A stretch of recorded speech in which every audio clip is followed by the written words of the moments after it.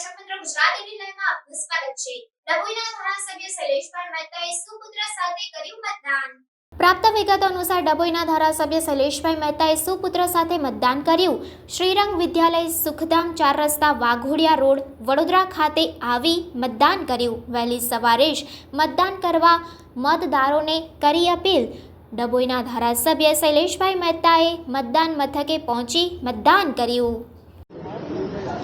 લોકશાહીનું પર્વ આજે ગુજરાતમાં લોકો ખૂબ ઉત્સાહપૂર્વક ઉજવી રહ્યા છે। મોટા પ્રમાણમાં સવારે 7 વાગ્યાથી જ મતદાન શરૂ થઈ ગયું છે અને તમામ ગુજરાતીઓ એક જ આશા અપેક્ષા સાથે મતદાન કરી રહ્યા છે કે અમારો એક ગુજરાતી નરેન્દ્ર મોદી ત્રીજી વાર વડાપ્રધાન બનવા જઈ રહ્યા છે અને દેશના ચાણક્ય કહેવાય એવા અમિતભાઈ શાહ ફરીવાર ગાંધીનગરની સીટ પરથી રેકોર્ડ માર્જિનથી જીતવા જઈ રહ્યા છે અને એને લઈને સમગ્ર ગુજરાતમાં 25 સીટ પર ખૂબ મોટા પ્રમાણમાં લોકો મતદાન કરી રહ્યા છે।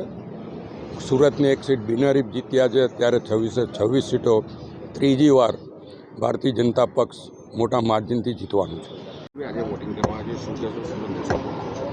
આ જોઈ રહ્યા છો તેમ આજે 7મી મે અને એ આપણી લોકશાહીનો સૌથી મોટો ઉત્સવ છે અને ખાસ કરીને યુવા મતદારોમાં જે આજે ઉત્સાહ છે તે જોઈને જરૂરથી લાગે છે કે વડોદરા અને છોટાઉદેપુર લોકસભાનું આ વખતે 80% સુધી મતદાન જરૂરથી પહોંચશે અને યુવાનોને મતદાન કરવાની જાગૃતિ છે, એનું ઇમ્પોર્ટન્સની સમજ છે અને એ લોકો જરૂરથી કરવા આવશે।